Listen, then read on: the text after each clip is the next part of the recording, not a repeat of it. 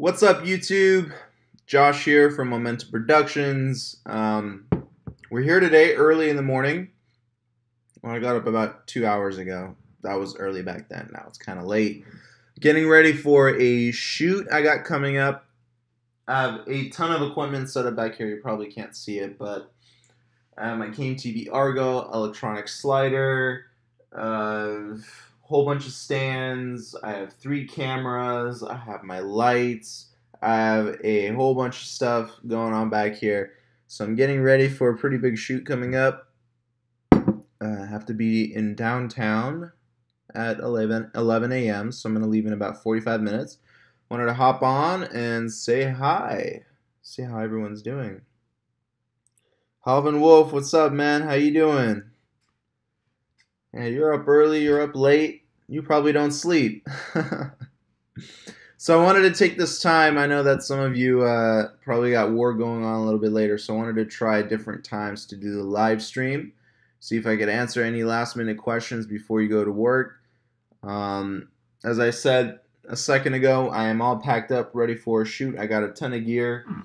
I drive a pretty big car. It's a Hyundai Genesis, so I have to put all that stuff in there. I can't drive a small car because I just have too much equipment. But yeah, Halvin Wolf knows. Halvin Wolf knows that if you're a filmmaker, you're on no sleep. You're on no sleep. So yeah. Oh, we got a guy from China. Is it 11:30 p.m. or it's 11:30 p.m. in China? I'm sure. Yeah. Well, hello, China. I'm happy that 11:30 doesn't seem too late to me. So hopefully we get more people from China tuning in, because it'd be great to talk to some Chinese people as well. Mainly I've been talking to Indian, American, and people from the UK, but never from China. So I would love to get some more, more diversity in these live streams. So welcome. Today, this is all about you guys. Ask me any questions that you might have. I spent a lot of time yesterday charging batteries. It took me probably 4 hours to charge all my batteries for all my equipment. So, yeah, the night before I do all my charging. Silver Horse 32 is asking, what program do I edit with? I use Final Cut Pro 10. Renivo, I hope I'm pronouncing that right, says, I just bought a Mavic and started to learn to fly. Thanks for your tutorials.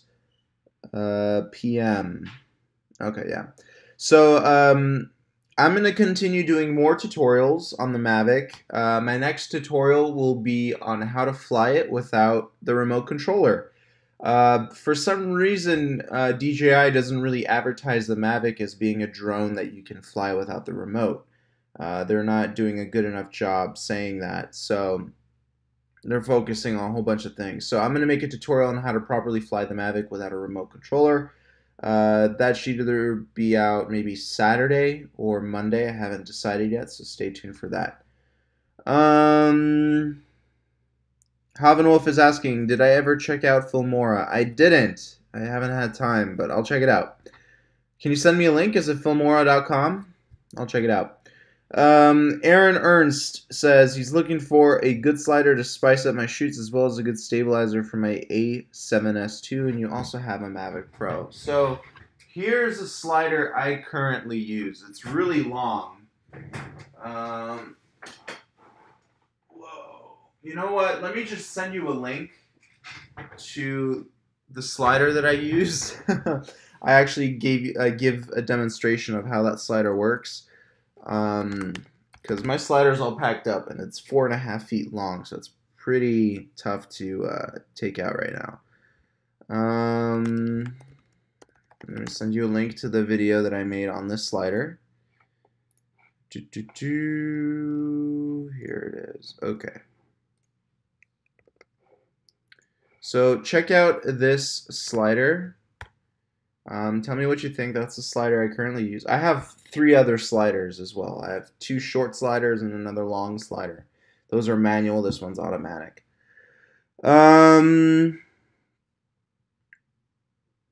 Renivo is asking, would love to watch some tutorial videos about editing RAW from you. I'm from Madagascar, living in China, though not Chinese. Oh, okay, awesome. For Madagascar, awesome. So I did recently release a video on how I edit my drone footage. Let me send you a link to that as well. See, I basically made every video possible, right? No, I did not, but I will send you a link to that video right here. I released it a few days ago. Okay, here you go. Watch that video. The first link I sent you is on the slider that I use. It's kind of like a review and how it works. Second link I sent is all about how to edit drone videos, at least how I edit them. I edit them very efficiently, and I think it's a really unique way that I think a lot of people are missing out on. When you're editing drone footage, you know what? Maybe I can give you guys a little bit of a demo. Maybe. Let me launch Final Cut, and I'll show you exactly my editing workflow. I'll give you a little bit of a taste right now on how I do my editing. That way you don't have to go off of this live stream, check another video, and then come back to this live stream. Hopefully this will work. I don't know how choppy the footage is going to be because this is a live stream. It's going to take, you know, some buffering. So hopefully there won't be too much of an issue with that. So my Final Cut Pro is loading. I'm going to then transfer you over to Final Cut.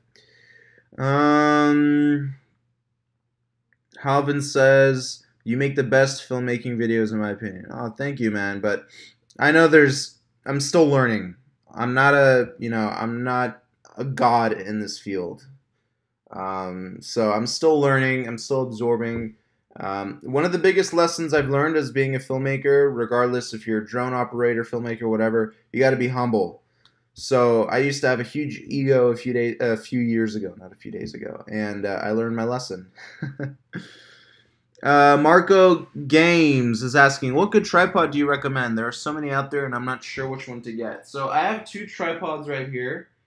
I have one tripod meant for like a really heavy setup, meant for my slider, all this stuff, and then I have a lighter tripod. I have this metal tripod here. This is the fancier FT717 fluid head tripod. This one was discontinued.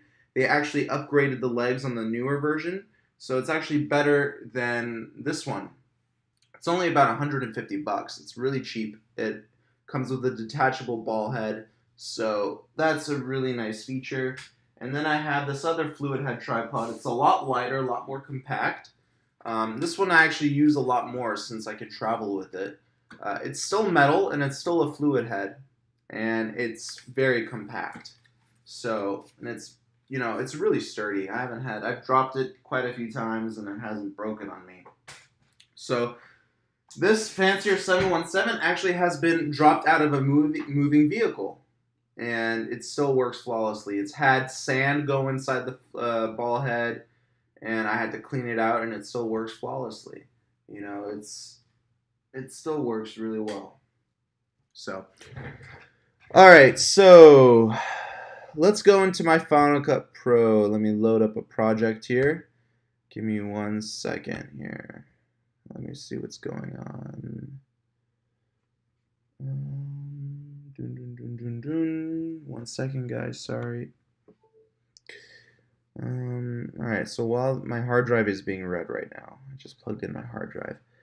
Aaron is asking, would you mind putting the name, make of the two tripods in the comments? Of course. So we have the fancier 717 fluid head. Okay, that's one tripod. Next tripod is the Kingjoy tripod. I don't think there's really a model number on it, but let me see. Kingjoy VT500. Oh, 1500. Kingjoy tripod. Kingjoy VT 1500. That's the other tripod. Okay. All right. So let's see what we can do here. All right. Let's go into. Let's see if my Final Cut is loading. I've been having some weird issues with my MacBook where some of the ports just stop working and then they start working again. So maybe, I don't know what's going on with that. Maybe it's the dongles I'm using. But for some odd reason, sometimes the hard drive isn't properly read. So let me see here.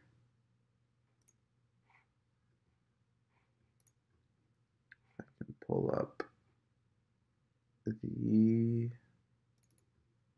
drone video.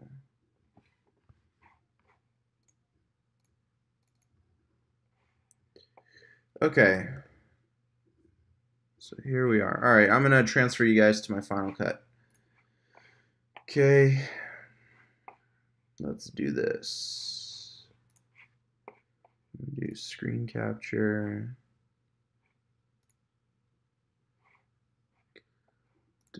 Dun.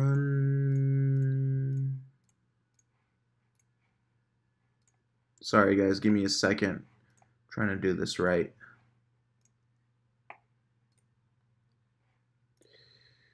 Okay, and then we're gonna do audio. Okay, all right, so I'm gonna go ahead and transfer you guys over. Here we are in Final Cut Pro. Hopefully you guys see everything clearly. Hopefully it's not going to be too choppy. Aaron is asking, sweet, and the updated fancier you mentioned. Yes, so the fancier tripod should be updated by now with newer legs. They actually have spikes at the bottom so they can dig deep into grass or soil, so that way if you shoot outside it's not going to slip. So that's a really nice feature there. Alright, so let's go into Final Cut here. This is actually a drone video we edited together on YouTube, or actually I just made a tutorial on it. This is the one that I wanted you to see, but this is basically the layout I have here for how I edit my drone footage. Now, I don't know how clean this video is going to come out on playback since this is a live stream, but I'll play it anyway. Okay, hang on. I gotta mute the audio from the live stream. Sorry, guys.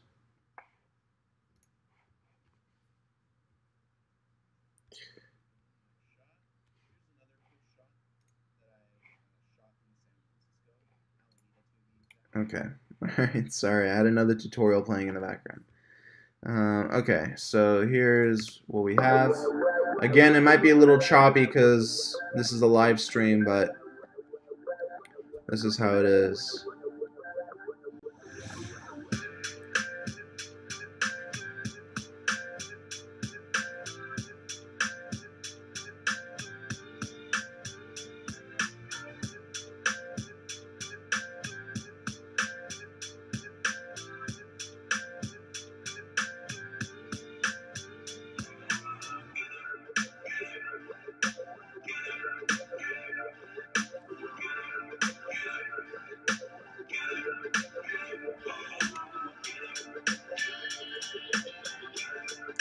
So basically how I edit my drone footage, I select my track, right? And if we zoom into this project here, you can see that I do some speed ramping.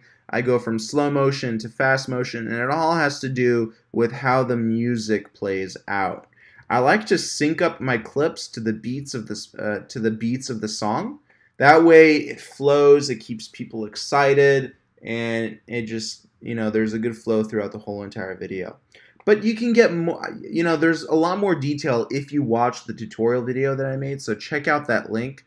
But this is basically how my footage is edited. This is a very simple edit, very easy to do. This one took me maybe 10-15 minutes. For newbies, maybe it'll take up to an hour, but I don't think it'll take you longer than that. But all you got to do first, select your music, right?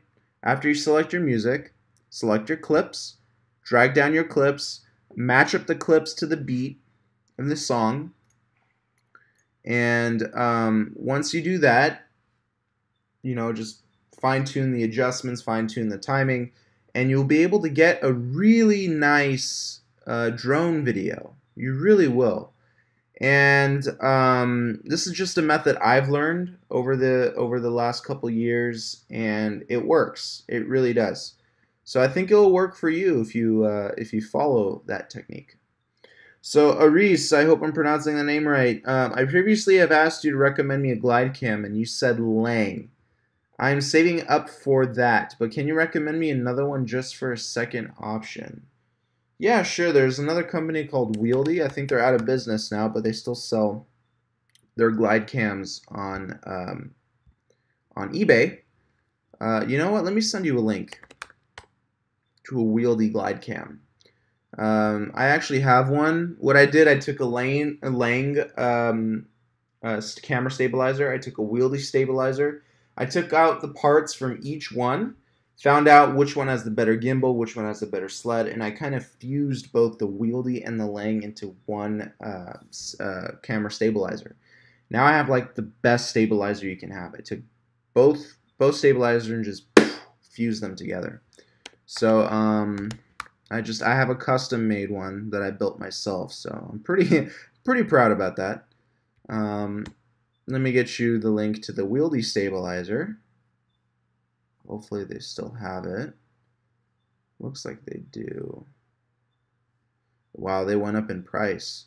So the Wieldy stabilizer, because you know why? They're running out of stock. They're not manufacturing it anymore. So what happened is Wieldy was a really big filmmaking company. Well, actually they weren't that big, but they sold these stabilizers. They were one of the best stabilizers on the market compared to a glide cam. And then they made so much stock, they didn't sell it all off. I guess the company went out of business, and the price dropped to like $200. And now a few years passed, and now it went up to $295. So I bought mine for $250, and this was years ago. This was probably 2012 when I bought mine. But this is the link. I'm going to send it to you right now. It's coming directly from China. Check out that link and let me know. Silverhorse32, how do you deliver your videos? You burn it to a DVD or you give them to them on a flash drive? So, very good question. DVDs are extinct, my friends. If you're a freelance filmmaker and you're doing this and you're doing that, no more DVDs. It's done. For one thing, you cannot burn HD footage to a DVD. It's not possible. You're going to need a Blu-ray disc. You know how much a Blu-ray disc costs? You know how much a Blu-ray disc player costs and a writer? Very expensive, and it's not right. And how many clients have a Blu-ray disc player? Not many. So you have several options here. You can either give it to them on a flash drive, which is what I recommend, or another option that I recommend is either uploading it to YouTube or giving it to them via Dropbox. My clients, I just filmed a Russian party a week and a half ago, and I sent it to them via Dropbox. They're not computer savvy, so they couldn't open it. They told me to give it to them on a DVD. I told them I don't have that DVDs anymore. I stopped making DVDs since 2014 or 2013. I told them I'll upload it to YouTube since that's the easiest. So you can upload it to YouTube, make an unlisted link, send them that unlisted link, and share it that way. And I think that's the easiest. If you're dealing with clients who are not computer savvy, I think that's the easiest option. Giving them a flash drive, they might lose it, and then they're going to depend on you to have all the files to give them again. So I'd rather just upload everything either to Dropbox or to YouTube. That way it's always there. You don't have to worry about it anymore. It's their responsibility. So that's my opinion. Flash sticks are good, but there's also a chance that they can lose them. You want to give clients something that they can't lose. So uploading it to YouTube is, in my opinion, the best option, since It can never be lost or forgotten. Okay. So, Silver Horse, I think I answered your question. Ornivo is asking, was it from your Inspire or Mavic? So, that drone footage, a lot of it was from the Mavic. I believe 1 or 2 shots are from the Inspire, and 2 shots were from the Phantom 4. So, yeah, so it's a mix of all these different drones, but it was mainly the Mavic. The Mavic is my main shooter now, to be honest. I love my Mavic. It's so compact. I don't have to worry about carrying around a huge drone case.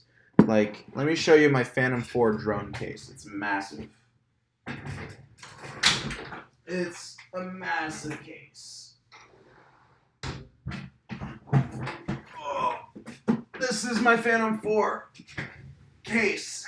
It's huge. It is huge. So I use the Phantom 4 as a backup drone in case, you know, hopefully this will never happen, but in case my Mavic Pro just stops working or crashes, I have a backup. So, you know, it's important to have a backup drone. Very important to have a backup drone, guys. So if you can afford it, you can either buy 2 Mavics or buy 1 Mavic and a Phantom 4. I recommend buying a Mavic and a Phantom 4 or Phantom 4 Pro. That way, if it's a really windy day, you send up the Phantom 4 instead of the Mavic, since the Phantom can handle wind slightly better. So consider that.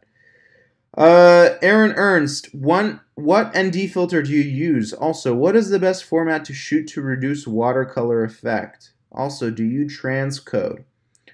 So right now, the ND filter, I have 2 sets of ND filters coming in. I don't have ND filters yet. I don't. I got really good at color correction, so I never ran into a big enough issue for me to lose data in color. But with ND filters, I will be able to color correct my footage a lot easier. And I have some great filters coming in from companies that reached out to me. They want me to review, there's 2 different companies that make these filters. One company, I believe, is Japanese, and then the other company is American. They're sending me 2 sets, one of them being an ND filter, the other one being like color filters. So I'll let you know when I get them. I'm going to make review videos on them, and I'm going to show you the difference between using an ND filter and not using an ND filter. Clearly, on a bright sunny day, ND filters will always be better to use than no ND filter. What is the best format to shoot to reduce watercolor effect? So Aaron Ernst, I don't know if you want, I covered this in a tutorial video. Let me pull it up for you here. I show you the best picture settings in my opinion for the Mavic. You can check it out. Here, let me find it really quick for you. Dun dun dun dun dun. Best picture settings. Let me find it here. Here we go. Oh wow, it's almost at 10,000 views. That's awesome. Here is the link to that. Also, do you transcode footage? I don't. I never needed to. So I don't transcode my footage. But check out the YouTube link there. I'm going to show you what I think are my favorite picture settings for the Mavic. I've gotten pretty good results from those settings. I even show you sample footage. So check it out. Let me know what you think. And yeah, awesome. By the way, guys, if I'm helping you in this live stream, feel free to throw me a super chat. This is like a little donation that goes towards new equipment, new review videos, help support the channel. So if you can click that $ icon, you can donate as much money or as little money as you want. Doesn't matter. 10 cents, 1 cent, $1, $10, whatever you can spare goes directly to the channel, funds the channel, and it allows me to, you know, some of the equipment I don't get for free. I have to pay for it, unfortunately. So I use the funds that I get from YouTube to pay for this equipment to review and to show you guys how this equipment works. So, you know, super chats always help out. Silver Horse is asking, did you go to film school or did you learn all this on your own? I learned about 95% of this on my own. 5% I learned taking a film course. And what the film course basically taught me is how to work in a team, which is why I said 5%. But everything else, like how to build a website, how to build my business, how to balance a glide cam, how to work with a drone, cameras, what cameras to buy, I learned all of that on YouTube. Um, and I feel like if I can learn it on YouTube, so can you. You don't need film school. Film school is an excellent way to learn how to work in a team. And that's up to you if you want to learn to work in a team or not. I felt like I needed that because part of being humble is to learn how to bite your tongue and watch what you say and watch your actions. And the best way to do that is to have a real life experience. And school gives you that real life experience by putting you in a group, in a crew filled with 30 to 40 people and making a short film together. By the way, okay, so I took those film courses in 2013 at Santa Monica College. We just released the short film that we made. It's called Muñecas. That's Spanish for dolls, and it's supposed to be like a thriller movie.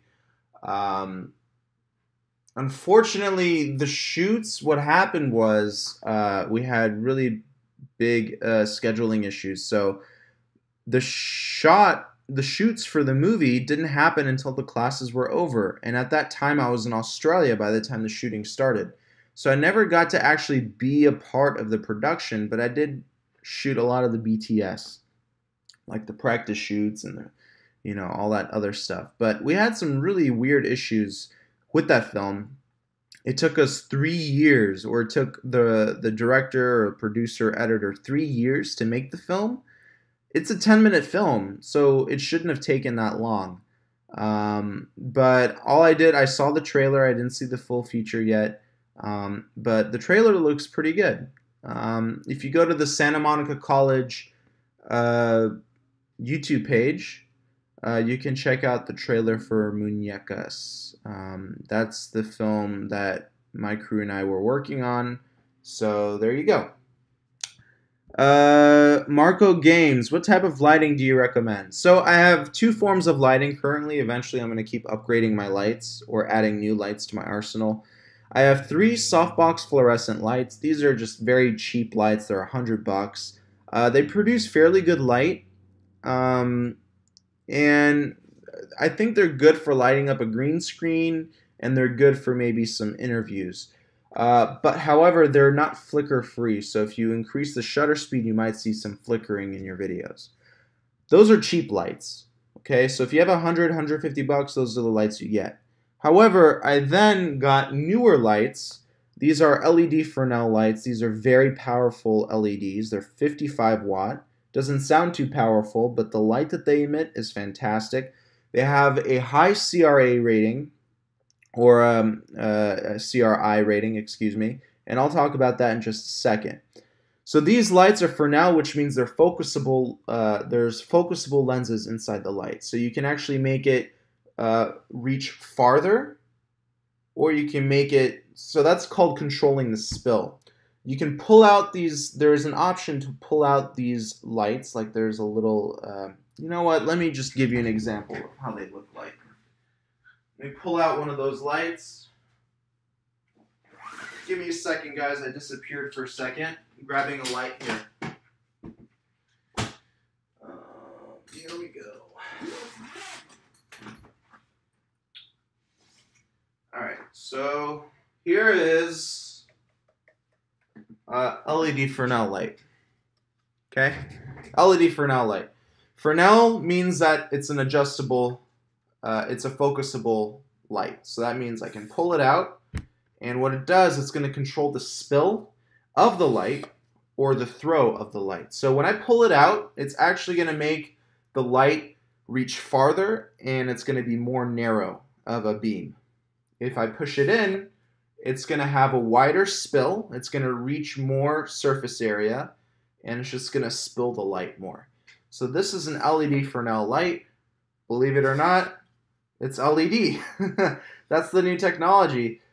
This has almost the same amount of power or light throw as a ARRI 150, and that's impressive because the ARRI 150 is not LED, it's actually a halogen bulb. So LEDs are now basically as powerful as halogen bulbs, and that's very impressive because LEDs last basically a lifetime. And what's really unique about these lights is that you can put in filters in them. All right, so let's talk about CRI ratings and what you need to look for in when you're buying a light.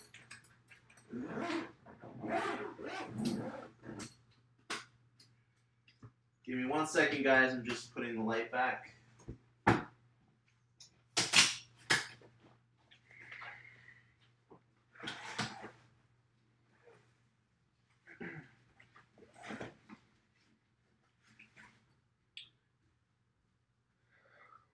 Okay.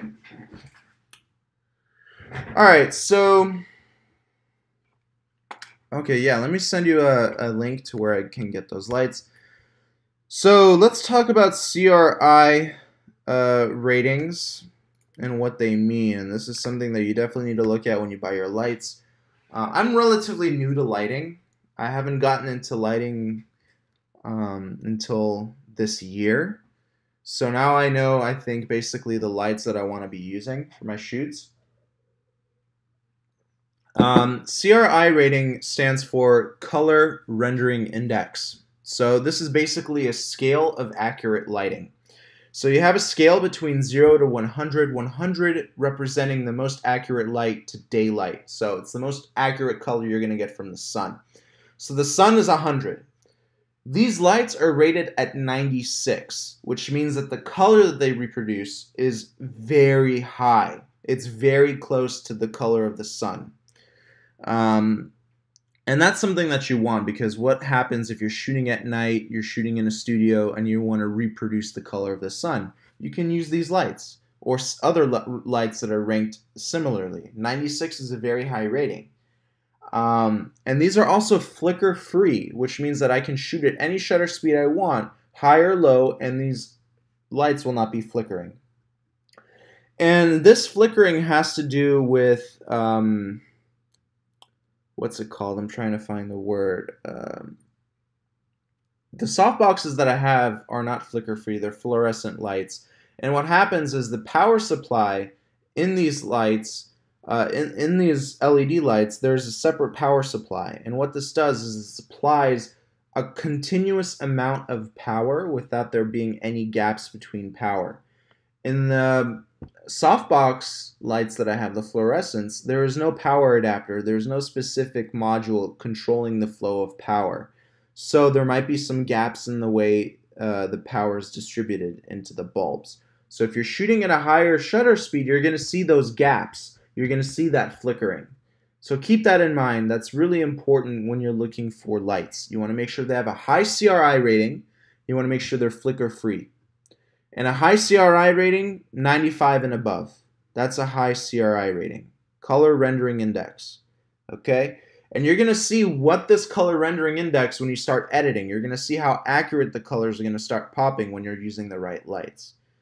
I'm not sure what color rendering index I have on the softboxes. I'm sure they're very low. Maybe 60 or 70. Not even that. But these, the softboxes they give me nice diffused light, and I use them when I want just, like a nice little, fill on a person's face, or if I want to light up the green screen. So I use those softboxes for that. I have a Rob Ritchie shoot coming up in about 2 hours. And I'm using these lights because they have a very powerful throw, and they light up Rob very well. Rob Ritchie is UK fitness instructor. He's actually a motivational fitness guy. He has a huge channel up on YouTube, over 500,000 subscribers. Check it out. I do his content for him. He's one of my clients.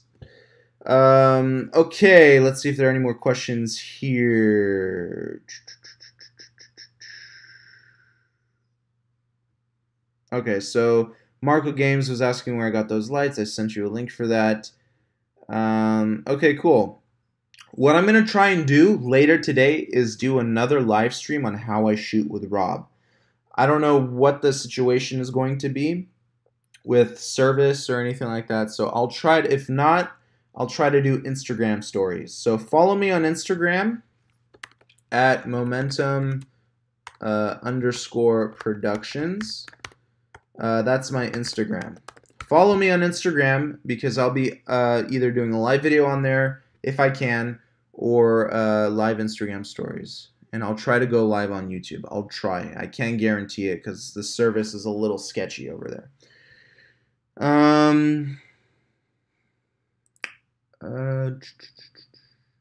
Oh, by the way, I finally found a couple of those songs from the chest workout video you did for Rob. Oh, nice. Awesome, man. Yeah, they're dope, aren't they? They're pretty cool. Coasty Media. Yeah, what's up, man? Hi, I'm a Team USA athlete, and I want to start filming and making videos about my life when I travel to different places to compete. Okay. All right. Awesome. Coasty Media said, I bought a glide cam and a Canon T3i. Okay, yeah, very good setup there. I mean, perfect setup there. Eventually, I would recommend upgrading that Canon maybe either to a 5D or just going to Sony.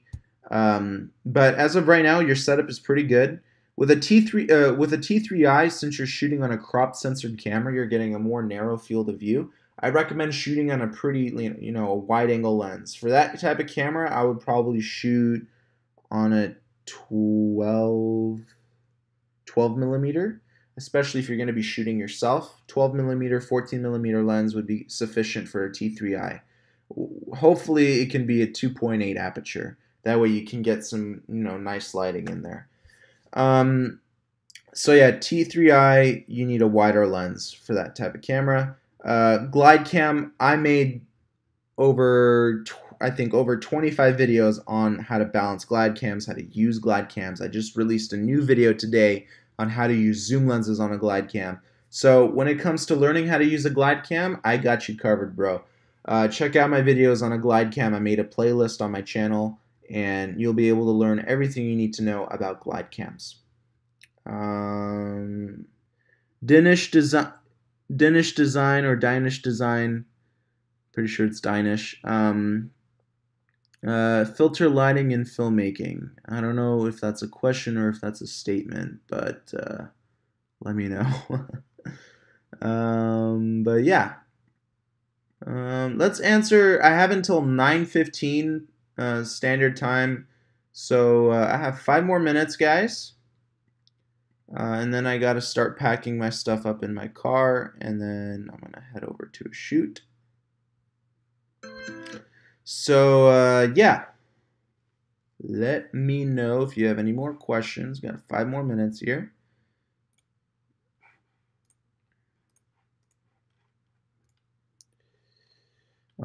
But I think I answered all of your guys' questions. If I did, please feel free to throw me a super chat.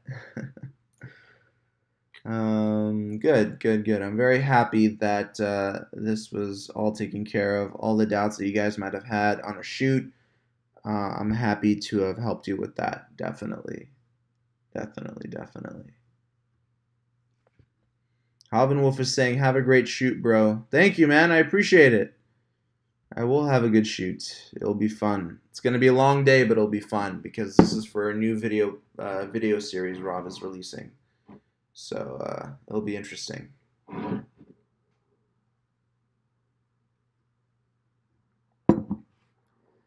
There have been so many times where I have forgotten light stands. Like I'd be halfway to a shoot, forget light stands, and I have to turn back and get those light stands. So it's good idea. It's a really good idea to have a checklist before you go on a shoot. Mark down what equipment you need and all this other good stuff, because I've forgotten so many times. And on top of that, I've forgotten all this other stuff when packing up. So I've actually lost some gear, like HDMI cables and caps and stuff like that, because I didn't have a checklist. So keep a checklist. It's important. Aaron Earns, thank you for your donation, buddy. I appreciate it. So it looks like you have a question. I'm looking to purchase a second camera, mirrorless / DSLR that shoots 4K and does time lapse without using an app. Thoughts? Aaron, what is your budget? And I will let you know what camera you can get with that budget. Silver Horse 32. Have you ever reformatted an SD card and had to recover it? Oh yes, you have no idea.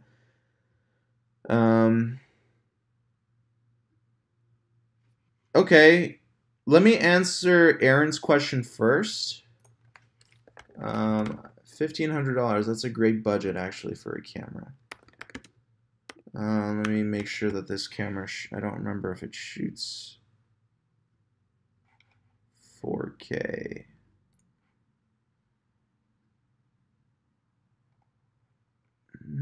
Give me 1 second here.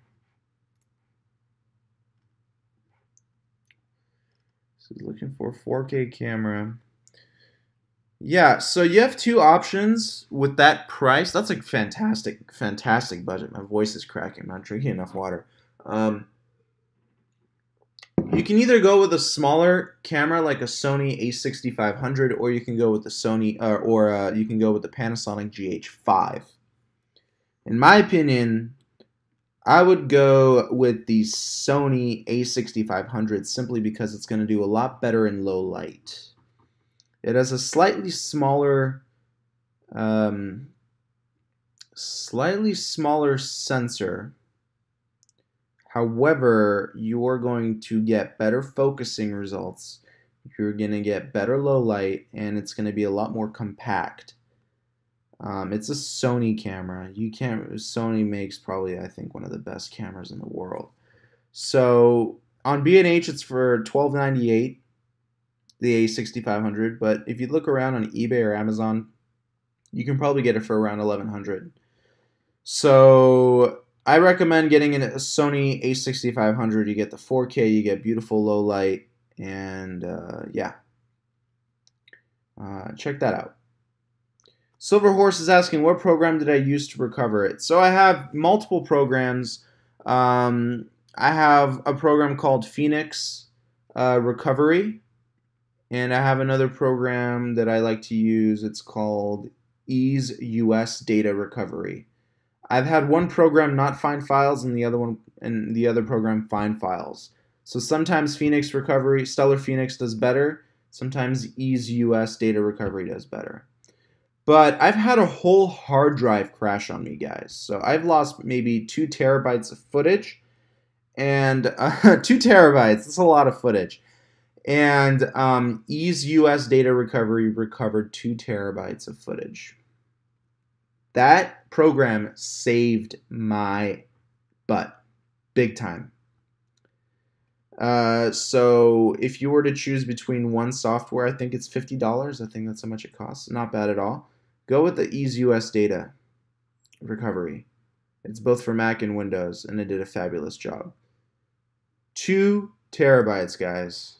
Alright, so let me post the links, and then I gotta end the live stream because I'm gonna be running late to my shoot.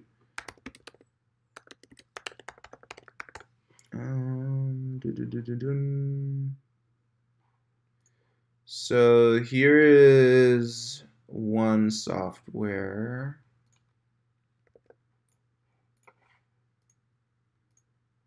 Okay, check out that software, and then Stellar Phoenix. Stellar Phoenix is great too. It's a lot more user-friendly.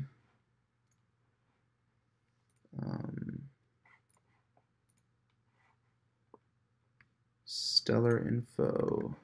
And here's the link to the other recovery software.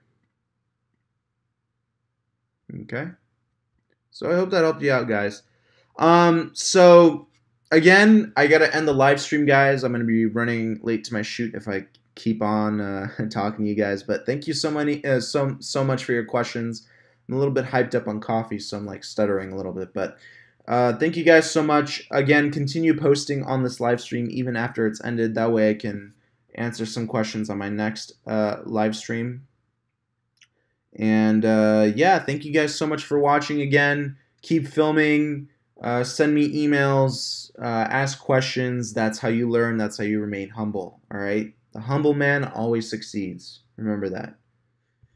All right, guys. I'll talk to you soon. Thank you so much for watching, and have fun.